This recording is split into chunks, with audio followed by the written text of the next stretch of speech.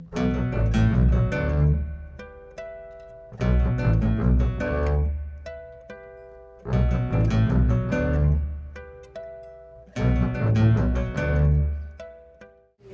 día de hoy está con nosotros el doctor Octavio Aburto.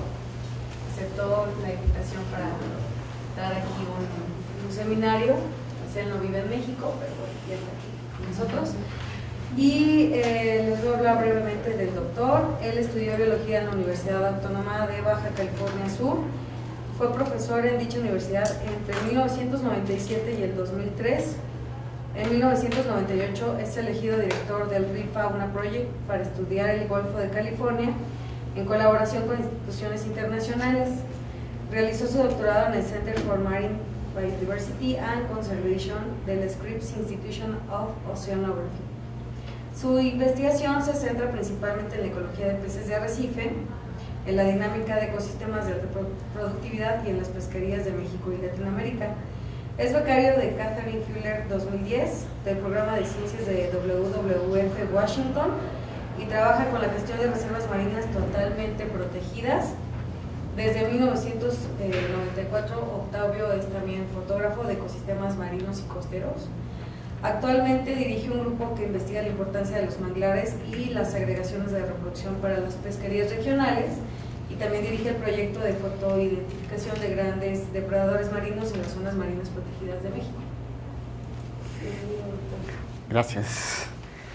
Pues gracias por la invitación y a compartirles un poco de lo que hemos estado trabajando. El mensaje de la plática es este, a ver si a través de las fotografías y de la investigación que hemos hecho podemos transmitirlo, que básicamente es la importancia de preservar los sitios de alta productividad, y me voy a enfocar en la región en la que hemos estado trabajando más, que es el Golfo de California. Y de hecho, instituciones u organismos como la CONABIO ha participado en este número bastante elevado de ejercicios de priorización de áreas como parte de la búsqueda de ver dónde deberíamos de implementar los mayores esfuerzos para conservar la biodiversidad, tanto de especies como de ecosistemas. La lista, bueno, este ejercicio que hicimos de recopilación fue en el 2006. Hay otros ejercicios que se han hecho después, pero básicamente si ustedes compilan todos esos ejercicios, aquí se puede ver más o menos el traslape que tienen en toda la región, o lo que han dicho de las áreas que deberían de ser principalmente prioritarias. De estos 6 ejercicios, el 78% coinciden en que todo esto que se ve rojo deberían de ser las principales áreas prioritarias. Y si lo sobreponemos con lo que ahora tenemos, al menos en la parte marina, que sería la Reserva de la Biosfera del Alto Golfo, o Bahía de Los Ángeles, Espíritu Santo, es más o menos como el 30% de estas áreas caen dentro de lo que son las áreas marinas protegidas, aunque no necesariamente están funcionando como deberían de estar funcionando, y ahorita les voy a mostrar un ejemplo al final. Lo que nosotros pensamos que es el siguiente paso después de ya casi 2 décadas es comenzar a darle una nueva identificación a esta planificación marina espacial, ya que muchos de los elementos que se han elegido para la priorización de esas áreas tienen que ver a veces con elementos carismáticos, ¿no? Por ejemplo, tenemos que preservar esta especie, y obviamente cuando pasa de moda, el ejercicio, los esfuerzos comienzan a debilitarse. Entonces la base, o lo que nosotros pensamos que debe ser la base de lo que tenemos que proteger, son aquellos sitios que por su productividad natural son aquellos que mantienen la conexión en diferentes ecosistemas, diferentes poblaciones, y al final de cuentas estos sitios que también es un porcentaje relativamente bajo con respecto a toda la región, son los que en un 80 o en un 90% se encargan de ser el motor de toda la región. En particular, esta región, esos sitios de alta productividad son como luces intermitentes porque en algunos momentos funcionan, algunos sitios son los que generan esa alta productividad y en otros momentos o en otros tiempos, otros sitios son los que funcionan como sitios de alta productividad y básicamente está relacionado con efectos climáticos. En esta región, los fenómenos del niño y la niña son los que más o menos mantienen un balance en todos los ecosistemas y en todas las poblaciones, y a través de mi plática lo que les quiero mostrar son esos ejemplos. Voy a comenzar con una de las fases que sería cuando tenemos el efecto del niño en la región, y en este caso es una región árida. En esos años, que son años de niño, todo comienza acá, en las montañas. Ustedes saben que cuando tenemos el efecto del niño, en el caso de la península o el Golfo de California, el mar se calienta de sobremanera, básicamente la producción del mar se detiene, pero hay una evaporación enorme que hace que un invierno antes a esos años haya una gran cantidad de lluvias que recupera todos los acuíferos de estas serranías en la península. Se concentran estas grandes aguas en oasis. De aquí estos son unos de los sitios de alta productividad en la montaña. De ahí parte la producción que se manda a otros ecosistemas. En estos años los desiertos se ven así, a diferencia de la primera foto que les puse, y toda esta productividad de una u otra manera va a llegar a la costa a través del el paso del agua que va generando esta productividad y llega a las lagunas costeras, que muchas de ellas en la región del Golfo de California son estas pequeñas bahías con hábitats de manglares, que son uno de los ecosistemas prioritarios en México, incluyendo las 3 o 4 especies de manglares que ahora están ya catalogadas como especies amenazadas. En estos años, les decía, la productividad que llega a las lagunas costeras realmente se tiene que medir cuando estamos debajo del agua, porque ahí es donde se concentran todos estos nutrientes. La productividad se incrementa y eso hace que tengamos esta gran cantidad de especies juveniles de muchas especies, no solamente de peces, sino de invertebrados también, y que explotan esta productividad durante esos años. En el grupo en el que he estado trabajando, junto con Isaí, que ahora está aquí trabajando con ustedes en la CONAMIO, tenemos muchos años estudiando esta especie que es el pargo amarillo, Luzjanus argentiventris, y es una especie que utiliza las bahías costeras o los hábitats de manglares para pasar sus primeros estadios de vida. Llegan por ahí el verano, y un año después estos individuos, que han ganado como 15 centímetros, salen de las lagunas costeras. Nosotros, como les decía, en la región, así son las bahías que tienen estos bosques de manglares, en pequeñas bahías que están distribuidas en islas como esta, que es la Espíritu Santo, o en bahías más grandes como Bahía Concepción. Este es el manglar de Santispac.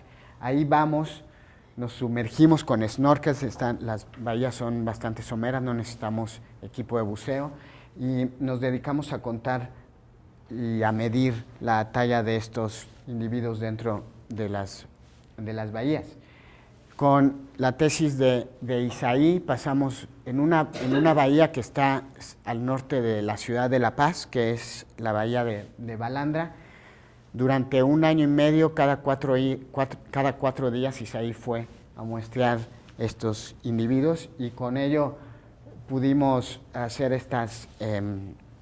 u obtener datos sobre mortalidad y la cantidad de individuos que una sola bahía exporta, y una vez que tuvimos algunos elementos de este estudio nos ayudó para ir a todos estos casi 51 parches de manglar y ver la cantidad que esos parches, en conjunto esos manglares exportaron. En el caso de la corte del 2007, que la seguimos desde el 2006 al 2007, estos manglares producieron aproximadamente más de 100,000 individuos, que obviamente no todos van a llegar a los arrecifes, pero una gran cantidad de esos individuos son los que van a repoblar todos los arrecifes que están fuera de la costa y en las islas. Esto fue para 2007, lo hicimos de la misma manera para la corte del 2008, que casi hubo 100,000 individuos más, y eso tiene que ver con lo que les mencionaba al principio de la cantidad de nutrientes que llegan durante diferentes años. Esta es una gráfica muy simple. El 0 sería un año normal. Entre más positivos sean los valores, son años más niño, y entre más negativos sean los valores de este índice, es un año niña, ¿no? Y este es el reclutamiento de esa especie. Entre más caliente es el año, más lluvias y más nutrientes en las lagunas costeras, más sobrevivencia y más abundancia de juveniles. Por lo tanto, si este año tuvo más lluvias, un año después habrá más individuos saliendo hacia los arrecifes rocosos. Lo que es importante, no solamente de entender estos ciclos, es que estas especies también son, las especies que utilizan lagunas costeras también son aprovechadas en otras actividades, en este caso las pesquerías, y el pargo amarillo es uno de los que generan grandes ingresos para las pesquerías locales, y utilizando los mismos, la misma idea de que si cada año tenemos tenemos variaciones en las abundancias de juveniles, seguramente eso lo podríamos ver en la variación que tenemos en las capturas pesqueras. Esto es la talla dentro de los organismos que se capturan en la pesca, y más o menos la talla media que se ve más abundante en las capturas pesqueras tiene aproximadamente unos 4 años de vida. Entonces, si ustedes hacen el mismo índice, pero ahora en lugar de juveniles le ponen cuántos son los kilos que se capturan y hacen un desfase de este índice con respecto a lo que se capturó de 4 años, la misma relación se mantiene, ¿no? 4 años antes, este año tuvo un año bueno de reclutamiento, es decir, un año que fue mucho más caliente y hubo más lluvias, y por lo tanto 4 años después vamos a tener valores pesqueros mucho mayores.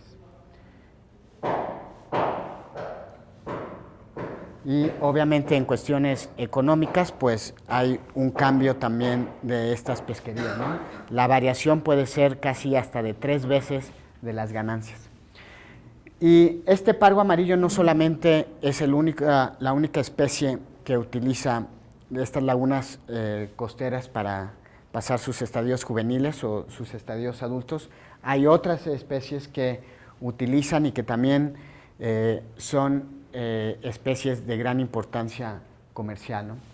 Pargos, dentro de otras especies de pargos, jaivas, lisas, robalos, bagres, muchas otras utilizan estas lagunas, y siguiendo la misma idea de que estos volúmenes de pesca se van a ver afectados con respecto a la cantidad de individuos que salen de estas lagunas costeras o de estas lagunas con manglar, tratamos de ver cuánto es lo que aporta la cantidad de manglares o estas lagunas hacia las pesquerías una vez que son aprovechados estos recursos.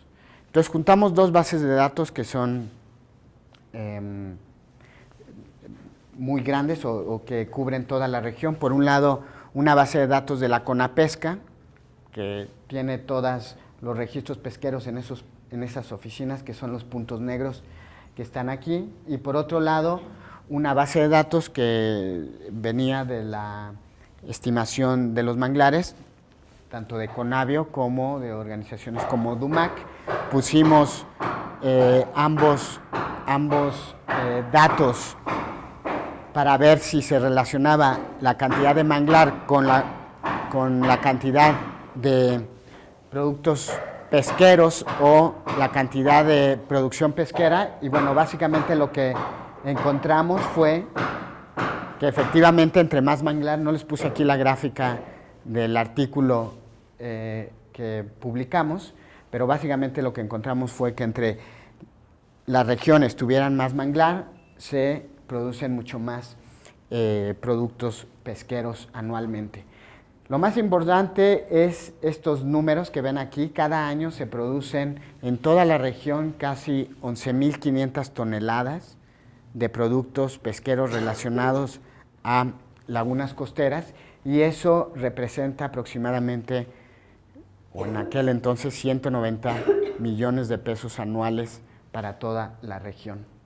Y de la misma manera pudimos establecer que una hectárea de manglar de franja, manglar de franja que básicamente está representado como la especie de mangle rojo, que es el Rhizophora mangle, produce aproximadamente $37.500 anuales solamente en recursos pesqueros. Bueno, ahora un poco de lo trágica historia. No solamente les presenté el dato de los parguitos amarillos y lo que se genera en las pesquerías, sino también en todas las pesquerías en general, pero este ecosistema puede ser uno de los que en México y a nivel mundial también tiene una mayor presión por otras actividades económicas y de desarrollo. En este caso son granjas camaronícolas, ya entrando y ganando terreno hacia las lagunas costeras, o desarrollos inmobiliarios tanto urbanos. Esto es en la ciudad de La Paz. Esta compañía en un solo fin de semana taló todas estas hectáreas. Y el otro desarrollo urbano que ha venido impactando este ecosistema es los desarrollos turísticos también, ¿no? Pero bueno, básicamente esa es como una primera parte de este ciclo que viene del subsidio de la tierra hacia el mar. También tenemos otro ejemplo que es de una conexión de una especie marina utilizando un estuario, o en este caso el delta del río Colorado, para llevar a cabo su ciclo de vida, y que también se ve beneficiado dependiendo de las condiciones climáticas anuales que se presentan. Este es el caso de la curvina golfina. No sabemos mucho de su biología, no sabemos mucho de la especie. Es una especie endémica del Alto Golfo de California, así como la totuaba y la vaquita. Esta es otra de las especies que solamente se han registrado para el Alto Golfo de California. Lo que sabemos de su ciclo de vida es porque hay una pesquería que se genera cuando vienen todos estos individuos a reproducirse en los canales del río. Y sabemos de ahí, una vez que se regresan a mar adentro, pues no conocemos nada, a dónde se van, dónde viven, cuál es su hábitat de los adultos. Y muy poco sabemos de las larvas o por los juveniles, por las condiciones que se presentan en el delta. Lo más que sabemos viene de datos de las pesquerías, y les voy a presentar unas imágenes sobre el ciclo de vida reproductivo. Si cambian, ahí está. Y bueno, esto nada más para que vean cómo la región que es el delta cambia conforme pasa el tiempo. La animación es básicamente un año, pero si se fijan, siempre esas temperaturas altas se mantienen en esa región. En años niño llueve mucho más, hay una entrada mayor de agua dulce, y la especie y los juveniles en particular se benefician de esas entradas. Trabajando con los pescadores, con varias embarcaciones, pudimos poner estos como GPS en las embarcaciones, y luego en tierra medir lo que capturaban de esta especie. Trabajamos principalmente con el Golfo de Santa Clara, aunque también hemos trabajado aquí con personas del Sanjón, que son los cucapá. Cada uno de esos puntos que ven ahí es una agregación de esta especie, y los numeritos corresponden a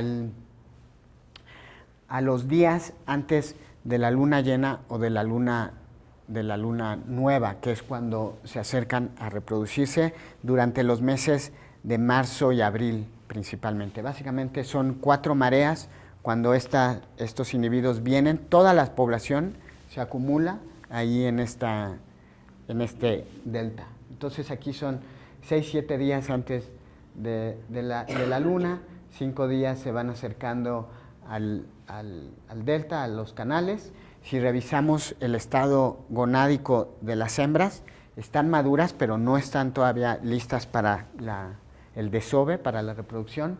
4 días antes entran ya a los canales, las gónadas siguen en el mismo estado. 3 días antes, 90% de las agregaciones están ya dentro de los canales, y en la mañana de ese día las hembras han hidratado todos los huevos. Las gónadas pasan de 10% del peso corporal, que eran las imágenes que les pasaba anteriormente, hasta casi 30% del peso corporal de los individuos. Y todos en sincronía se reproducen en muy pocas horas, ¿no? Esto ya es por la tarde, cuando todas las hembras han desovado, todos los machos han desovado ahí, y se concentran en cantidades enormes. 2 días antes de la luna, ya la migración viene de regreso, y todos los individuos que pueden encontrar ya son individuos que han desovado.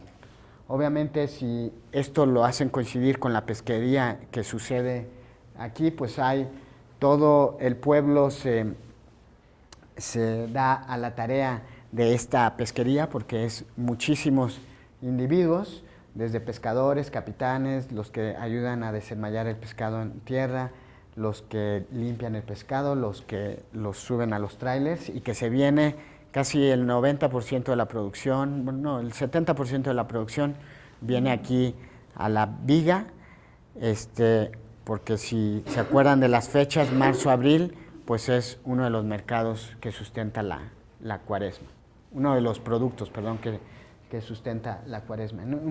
Una sola panga en un solo viaje, en el pico de la reproducción, estamos hablando que trae 1 tonelada en promedio cada una de esas embarcaciones. Y en total, en toda esa pesquería al año se generan como $3 millones por año, y esto solamente se genera en menos de 30 días. Es una cantidad enorme de dinero, pero al mismo tiempo una cantidad enorme de peces que se pescan. Para 2009 calculamos que fue una producción como de 1 millón de peces que se capturaron. Y si se darán cuenta de todo lo que les dije, tal vez tenían una idea de lo que les voy a pasar en esta imagen, pero esto es todo lo que se desperdicia porque se captura efectivamente en el momento en donde se están reproduciendo. Todo esto son principalmente huevos que nunca serán utilizados para la repoblación de la especie, y por lo tanto ya se imaginarán, si no hay medidas drásticas a esto, cuál es el futuro de esta especie. La totuaba, que es prima hermana de esta otra especie que les hablé, es una especie también endémica del Golfo de California. Es mucho más grande, podría llegar hasta 2 metros, tal vez más, de tamaño, y tuvo una pesquería que fue desde los años 30 hasta los años 70, que para ese entonces se había colapsado la pesquería. Ahora esta es la única especie, creo, o una de las muy pocas especies marinas que están dentro de alguna categoría, en este caso en la categoría de peligro de extinción.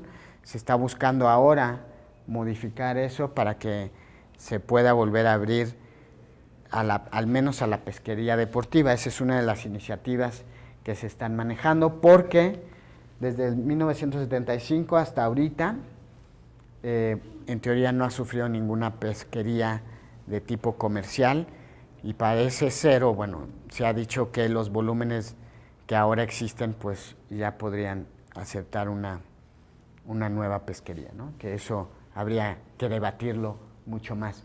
Pero este es el caso de la curvina golfina, la que les presenté los datos. Son puras capturas, tendríamos que utilizar algunas otras variables para hablar un poco más de lo que sería el futuro de la especie, pero yo creo que tampoco se necesita mucha ciencia para ver qué va a pasar si se sigue con esto que les presenté, ¿no? Esos son los patrones de captura. Hay niveles de captura mucho más altos que aquella especie. Pueden ser muchas razones, nueva tecnología, individuos más pequeños, pero básicamente las tendencias, al menos en las capturas, son las mismas. Y sabemos que en el caso de especies que se agregan para reproducirse y sufren pesquerías tan intensas como estas, no hay, se espera que va a haber un colapso pesquero que no se avisa con anterioridad, simplemente se da el colapso. Ahora déjenme platicarles el otro ciclo, que es el ciclo que es la Niña. Básicamente las lluvias se van para el otro lado del Pacífico. Ahora el agua está muy fría, el desierto realmente literalmente se muere de sed, y toda la producción que sostiene a la región ahora viene del mar hacia la tierra. Y esta producción viene principalmente de estos pequeños peces, que son, primero viene de algas, que son el alimento de pequeños invertebrados, pero termina en este nodo dentro de la red alimenticia, que son los peces sardinas, anchovetas y bueno, me falta uno, pero principalmente son los que le dan ya la conexión con casi todos los demás grupos: mamíferos marinos, peces, invertebrados, calamar, todos los que quieran nombrar, casi siempre están vinculados a esta red, ¿no? Y esta producción se presenta principalmente en ciertos lugares. Tenemos que identificar esos lugares, que son los sitios de alta productividad, y de ahí se congrega muchísimas especies para sustentar sus ciclos de vida. También hay ecosistemas que en esos años se ven beneficiados, en esos años fríos, como son los ecosistemas de sargazo. En este caso, dentro del Golfo de California, este es el ecosistema principal de lugares fríos, los bosques de sargazo. En otras latitudes son los bosques de kelp, pero en este caso son algas que no pasan de 6 metros, pero que albergan una gran cantidad de especies que también son comerciales y sostienen muchas de las pesquerías en otros años. Esto es el mismo índice que les mostré: 0, años calientes, años fríos, y en este caso es otra especie que es la cabrilla sardinera, y si se fijan, pues el patrón es contrario. En años fríos estas especies se ven beneficiadas, sus reclutamientos, sus abundancias de juveniles son mucho mayores en años fríos que en años calientes. Y al igual que el pargo amarillo, el ejemplo del pargo amarillo, en este caso, estas son las tallas en las pesquerías. Esta es la talla más común en la pesquería. Son casi 7 años en este caso, y ahora si hacen el desfasamiento entre el índice y las capturas pesqueras por 7 años, de todos modos encontramos lo mismo, ¿no? Años que son años buenos de pesca, 7 años antes tuvieron condiciones frías, y por eso se benefició esta especie. Estas camas de sargazo, estos hábitats de sargazo, ahora están sufriendo una reducción bastante importante en muchísimas bahías. Y otra característica de esta especie, les había mostrado el juvenil en la diapositiva pasada, ahora estos son los adultos. Una vez que crecen, forman grandes agregaciones de reproducción como la de la curvina, pero en lugar de ir a los esteros a desovar, estos se congregan en arrecifes rocosos, lo que muchos de ellos se conocen como montañas submarinas, porque esas montañas no llegan a alcanzar la superficie. Se congregan en agregaciones de individuos muy grandes, y aquí está la lista al menos para el estado de Baja California Sur, de todas de las 10 o 12 especies más importantes en las pesquerías artesanales. Y de esas especies, estas 8, son 10, 8 de estas especies forman agregaciones de reproducción. Una de ellas es esta, que era la cabrilla sardinera, que en este caso es la Micteroperca rosácea.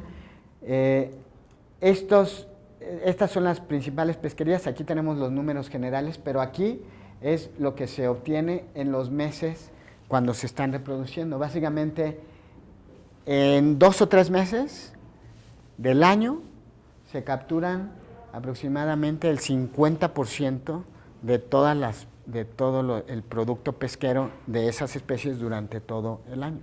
Es decir, todas o la mayoría de las pesquerías que tenemos se enfocan a la pesca de estas agregaciones de reproducción.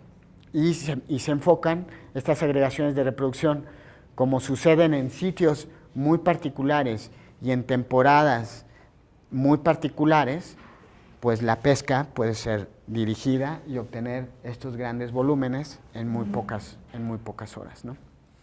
Volvemos a lo mismo, la idea es que esos sitios que son de alta productividad y que sabemos que se mantienen a lo largo del tiempo, deban de ser protegidos simplemente por esto que les acabo de mencionar.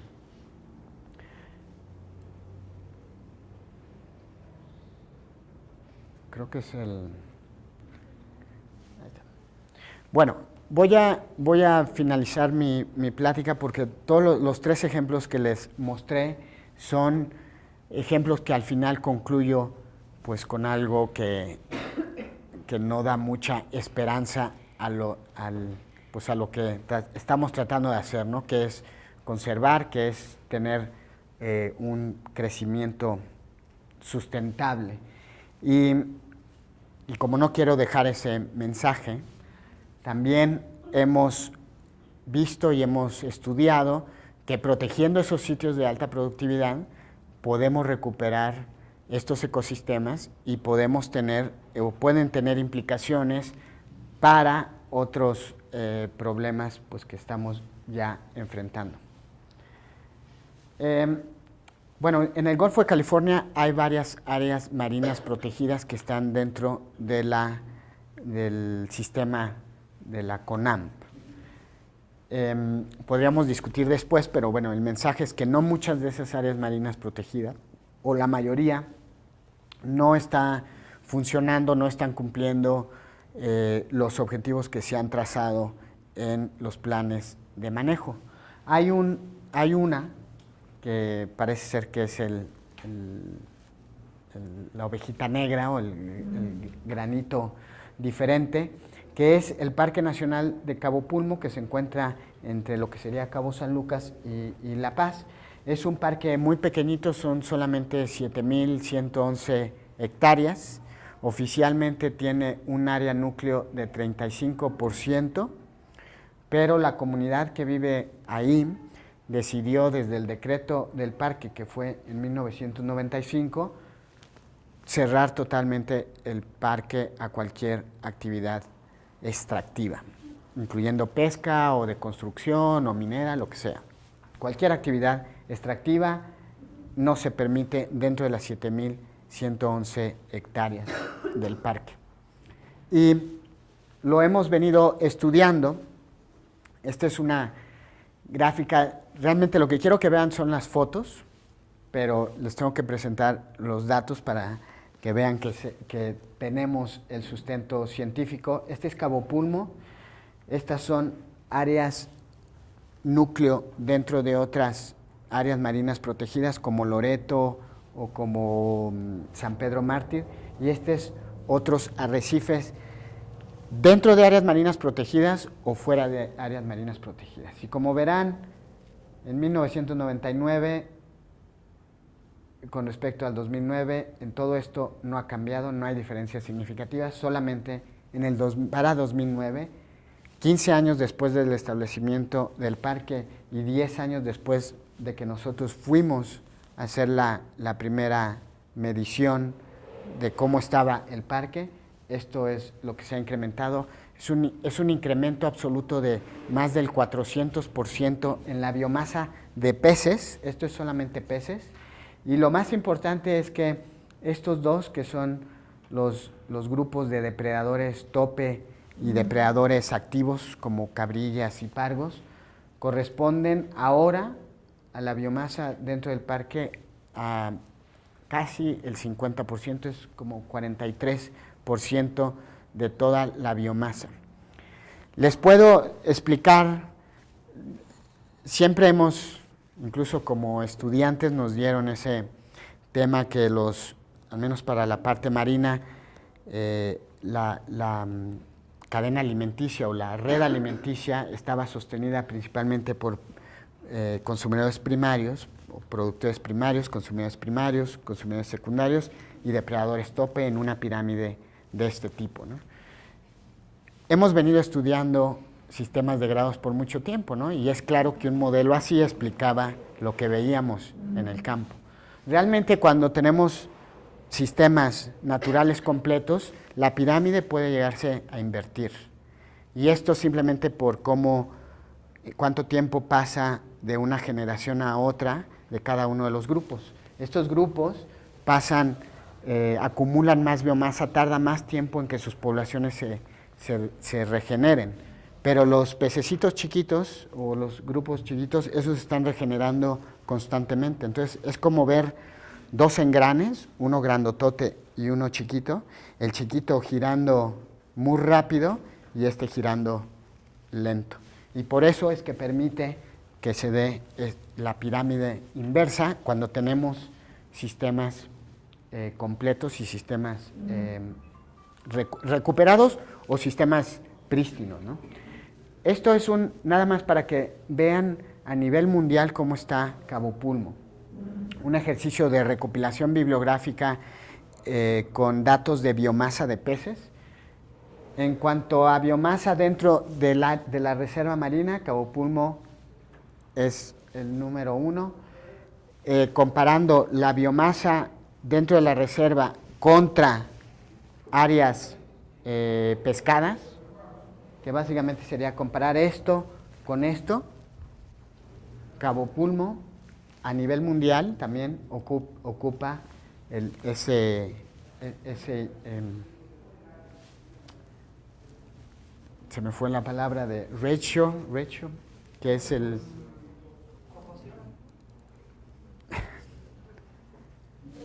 proporción, perdón, proporción. Esa comparación también es el número 1. En cuanto a la recuperación de depredadores tope, también es el número 1, 27% de recuperación anual en 10 años y un incremento absoluto de 1000% de la biomasa de peces que se tenía en 99 con respecto al 2009. Y bueno, incluyendo toda la lista de peces, herbívoros, zooplanctívoros, etcétera, está ocupando el tercer lugar, pero seguramente, o bueno, eso tiene que ver con cuestiones de tiempo. Pero esto es lo que quiero que vean. Estas son fotos de Cabo Pulmo tomadas recientemente.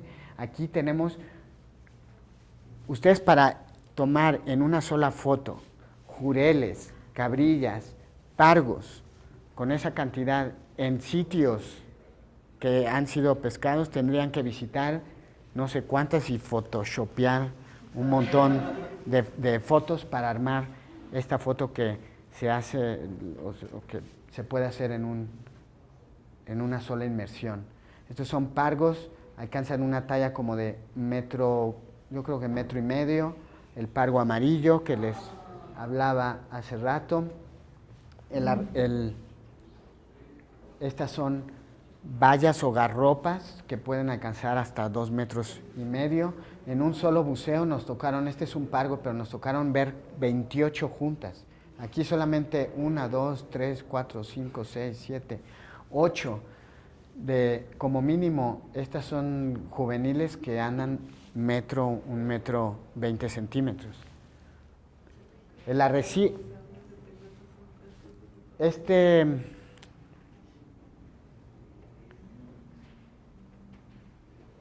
ya falta poquito, el arrecife está totalmente limpio, totalmente saludable. No sé si han oído otras pláticas, pero obviamente el crecimiento, cuando devastamos la comunidad de peces grandes y después la comunidad de peces que le siguen, porque también se utilizan comercialmente como los herbívoros, luego los arrecifes se llenan de algas y eso permite o eso hace que maten a los corales y luego ya no se pueda reclutar o se pueda reactivar otra vez el sistema. En este caso ven toda la roca que está perfectamente limpia, los corales con una vida increíble y todos los grupos están representados de alguna manera en las cantidades que deben estar representadas. Incluso hay el sistema pelágico, que estas no son rayas, sino son otros grupos de mantas que visitan el arrecife y que no viven necesariamente en el arrecife. También tenemos atunes, tenemos otros grupos que viven en la parte pelágica, que saben que la producción de ese sistema es mucho y lo único que tienen que hacer es venir, comer y luego se van, pasean y regresan, ¿no? Esto son varios grupos y esta es una agregación de reproducción, así como de hecho la foto que les mostré de la cabrilla sardinera, la agregación de reproducción es Cabo Pulmo, pero esta es otra agregación de reproducción de jureles, que no sé, 5,000, 6,000 peces reproduciéndose. Imagínense lo que ellos comen, cada individuo de esos, cuánto necesita al día, para mantenerse diariamente. Es decir, ustedes pesan a todos estos, tienen un tonelaje y se requiere cuántas veces más de producción para sostenerlos.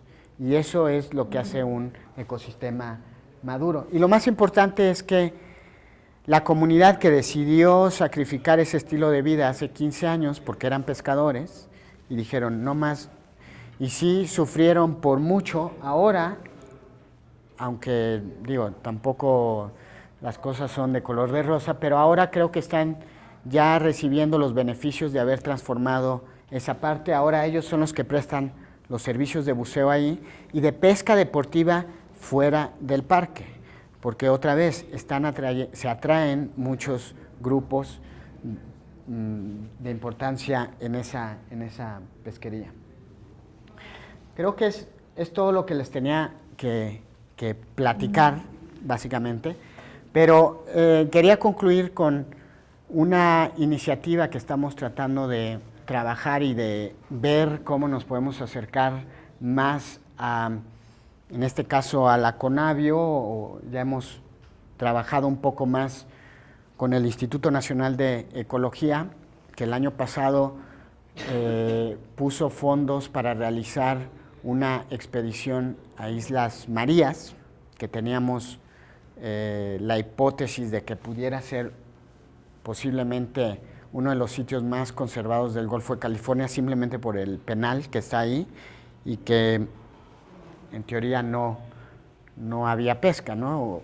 Encontramos evidencias de pesca y también encontramos que las islas, a diferencia de otras como las islas Revillagigedo o el archipiélago de Revillagigedo, no son tan oceánicas como esperábamos, ¿no? Están en una meseta y las islas tienen muy poca profundidad y muchos de los hábitats que las rodean son arenosos. Por lo tanto, siguiendo con el tema que les presenté aquí, seguramente no es un sitio de alta productividad, aunque la pesca no sea mucha, ¿no? Sitios como Cabo Pulmo coincidieron dos cosas. Son sitios de alta productividad, es un sitio de alta productividad por la presencia de todas estas formaciones coralinas y bueno, la comunidad decidió no pescar y ahí están los datos que sustentan esto. Entonces queremos acercarnos un poco más, queremos acercarnos a la Conavio para trabajar con algo que creo que la Conavio tiene un poco relegado, que es la parte marina, trabajar un poco más con ustedes aquí en esta parte marina, con una iniciativa que de entrada la estamos llamando Mares Mexicanos y que podamos comenzar a mostrar esto que hace falta. Ya hay ejercicios de priorización de áreas, pero en esas áreas no hemos determinado cuáles necesariamente dentro de esas áreas son los lugares de alta productividad que puede que merezcan este tipo de esfuerzos de conservación, porque son los que al final de cuentas sustentan toda la conexión de la región. Muchas gracias. Si tienen preguntas, pues adelante.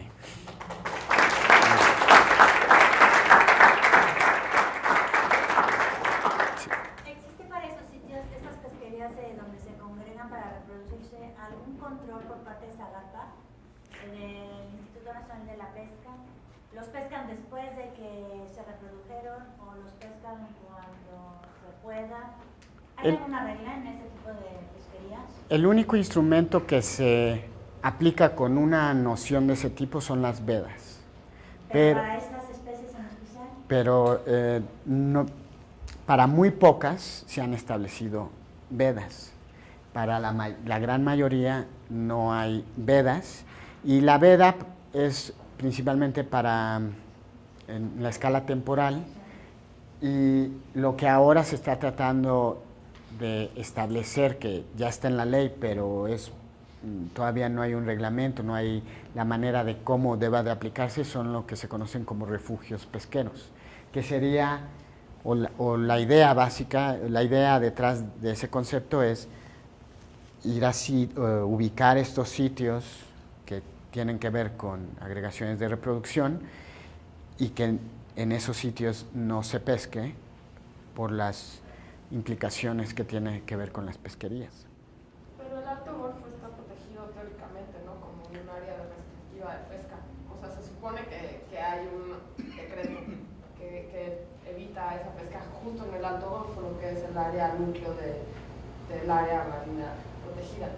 Pero no se puede contra los pescadores, ¿no? Es hasta donde entiendo se supone que no se debería pescar, pero los lugareños, bueno, sobre todo en el Alto Golfo, es como los más agresivos, ¿no? En cuanto a la pesca. O sea, más bien el mecanismo que está fallando, hasta donde entiendo, es cómo aplicar esa restricción. Sí, hay una parte social de todo este problema que seguramente es 80 o 90% la cuestión social. Efectivamente no se respeta el sitio, se considera la pesca ilegal, todo lo que está dentro de los canales sería pesca ilegal con excepción de la pesca de sustento para el pueblo indígena Cucapá. Y todo eso pues se trastorna en un gran problema regional, ¿no? Y seguramente no podríamos resolver o no vamos a resolver el problema de la curvina si no atacamos el problema regional, ni siquiera el de la vaquita, ¿no? Si no atacamos el problema a nivel regional y de todas las pesquerías. En esas regiones es muy claro cómo sucede todo al año.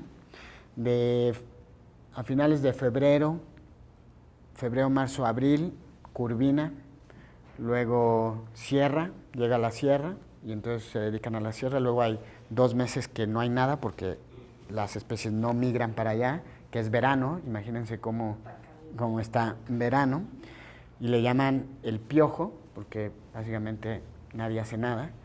Y luego entra la temporada de camarón, y entre camarón y curvina un poco la temporada de elasmobranquios, que son rayas, no las mismas de aquí, pero son bentónicas. Son puros recursos migratorios. Muy pocos se mantienen en la región constantemente, y los que generan grandes ganancias, ya sea por la cantidad que pescas o por el precio, que en este caso es el camarón, son los que te dirigen todo el problema. Y hasta ahorita no ha habido una integración de todo lo que sucede en cómo darle orden a toda la región, simplemente porque es una región donde llega y se va, llega y se va, llega y se va, y no es el mismo precio para camarón que para curvina, por lo tanto pues hay que pescar más curvina independientemente de lo que esté pasando, ¿no? Entonces es complicadísimo. Bueno, quién sabe si complicadísimo, pero Tiene muchas aristas. ¿Se ha documentado los ingresos de esta comunidad de Cabo Pulmo antes y después? No. Y bueno, estamos haciendo el esfuerzo por ir ahí. Solo hay una referencia publicada en un libro que en 2006 en Cabo Pulmo se generó casi cerca de $500,000. Y entonces, bueno, alguien, cuando yo hice ese comentario, me dijo, bueno, ¿y qué? En Cabo San Lucas se generan como $100 millones, ¿no? Y le digo, bueno, pero eso se generó por 15 personas y 5 establecimientos. Entonces, si lo sacamos per cápita, son como $17,000 anuales. Que ya quisiera Cabo San Lucas o Cancún, que cada individuo generara en esas economías esa cantidad de dinero anual. Todos, ¿no? Desde el que barre hasta que se lleva la lana al bolsillo. Entonces, esa es la única referencia que tenemos, pero en otros índices, en el índice de estilo, no es estilo de vida, calidad de vida, con estos variables con estas variables a nivel internacional, Cabo Pulmo tiene un índice de vida elevadísimo. No hay alcoholismo, no hay drogadicción, no hay robos. El pueblo tiene como 100 habitantes, pero fluctúa hasta 300. O sea, hay gente que tiene casas en Cabo Pulmo, pero que no vive ahí necesariamente. Y en verano muchos vuelan. Hay mucho extranjero también viviendo ahí. Pero el pueblo son menos de 300 individuos. Pero toda la economía la genera tal vez menos de 30 personas. y eso es un indicador muy, muy importante. Hay un problema, bueno, no sé qué tan real o qué tan fuerte sea, de que quieren construir algo ahí, o sea, una parte como de este proyecto transpeninsular. Cabo Pulmo está incluido y ya está en movimiento. Es un desarrollo, de hecho ayer estuvimos en el Senado, es un desarrollo que está en el límite norte de Cabo Pulmo, pero son 4 kilómetros al norte, y es un desarrollo, un mega desarrollo planeado para hacer aproximadamente 30,000 llaves, que cada llave la podrías manejar en promedio 2 o 3 personas, o sea, 60,000 personas, solamente de las que esperan, ¿no? Y a construirse en los siguientes 10, 15 años. Esto, para ponerlo en escala, es más grande que Cabo San Lucas o Cancún. Y bueno, hay campos de golf y hay una marina y hay una serie de cuestiones que obviamente nadie podría decir que eso es sustentable. Y lo más difícil del problema es que la manifestación de impacto ambiental tiene muchas deficiencias. La primera es que dicen que las corrientes solamente van de sur a norte, por lo tanto todo lo que hagan pues nunca va a llegar al arrecife que está al sur. Luego ¿cómo se llama? Perdón, Conagua dio una autorización para explotación de agua de 30 años, una concesión de agua por 30 años, y efectivamente Cabo Pulmo está en una parte desértica y la están tratando de traer de una sierra cercana, que tampoco esa sierra tiene esa cantidad de agua, pero si ubicas geográficamente los puntos de referencia, las coordenadas geográficas que la manifestación dice, son 2 puntos ubicados en medio del Golfo de California, o sea, ni siquiera revisaron esa parte. Hay una infinidad de cosas, ¿no? De anomalías, ¿verdad? De anomalías en esta manifestación que le fue otorgada a una compañía española, que es parte de todo el desastre en la Costa Brava de España con desarrollos del mismo tipo. ¿Había una pregunta por ahí? Perdón. Yo sí tengo una pregunta. ¿Cómo hacen llegar esta información al usuario del recurso? O sea, ¿saben que si no toman medidas, sus pesquerías podrían ir en declive? Pues, sí lo saben. Pero nosotros estamos trabajando en los grupos ¿Con los pescadores, con las organizaciones pesqueras? Sí, con los pescadores directamente. De hecho, ellos nos han permitido, ¿no?, utilizar estos GPS que obviamente marcan cómo es la captura. Estos datos los manejamos directamente con ellos y los presentamos en foros que se han establecido donde está la participación de todos los sectores, incluyéndolos a ellos. En este caso, para lo que hacemos en el Alto Golfo, donde diseminamos los resultados, es un grupo que se estableció que se llama Alto Golfo Sustentable, donde están la participación de todos los sectores, ¿no? ¿Están participando también en todas las actividades que están teniendo para el ordenamiento del Golfo de California? No, trabajamos, o bueno, participamos en algunos talleres hace ya más de varios años. Están como implementando y finalmente ellos podrían ser una buena comunicación nos comunicamos con ellos, ¿no? Con Antonio estamos trabajando un poco, pero sigo también las primeras diapositivas que pasaba. ¿Me podrías pasar la primera diapositiva? Si tú la regresas, sale una.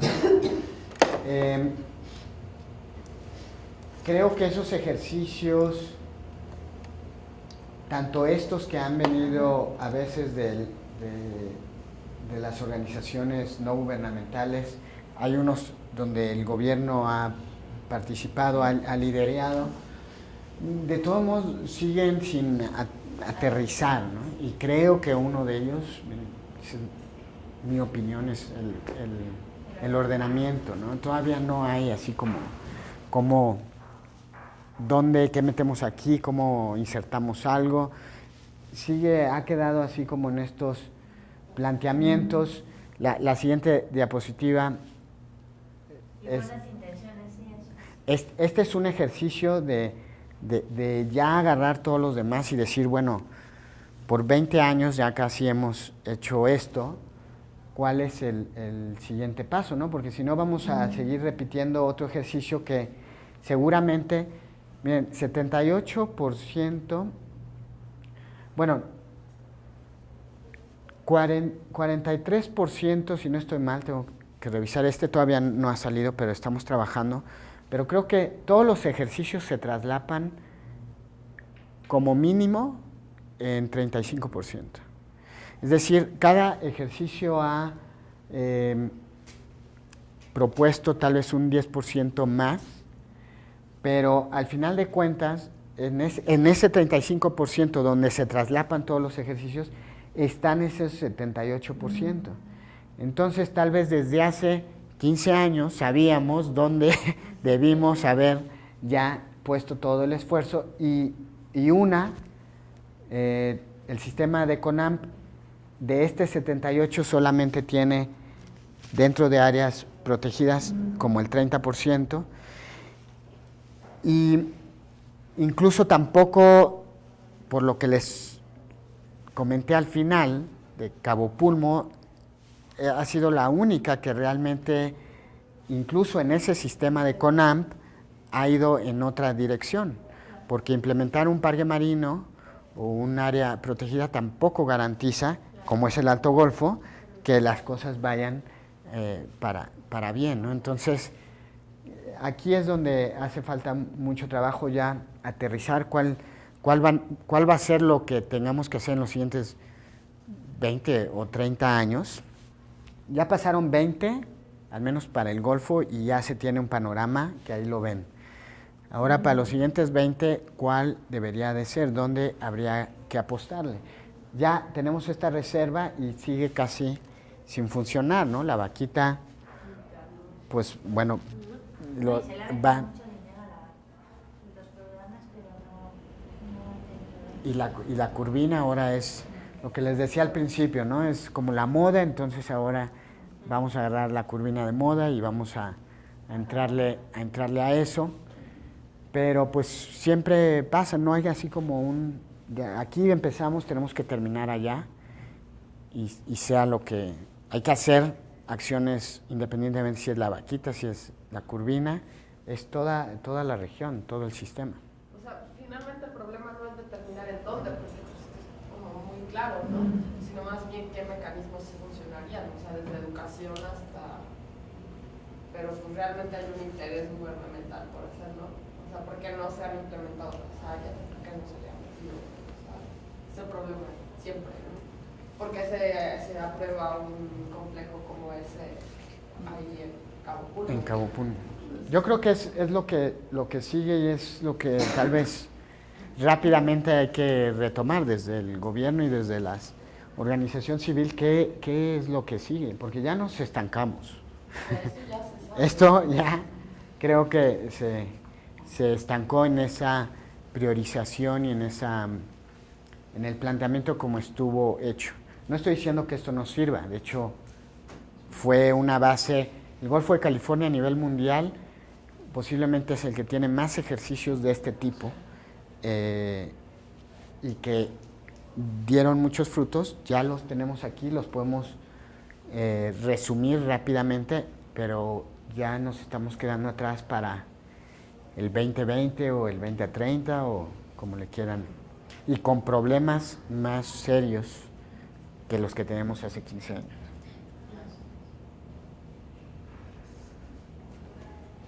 Pues si ya no hay preguntas, le agradecemos al doctor. Gracias.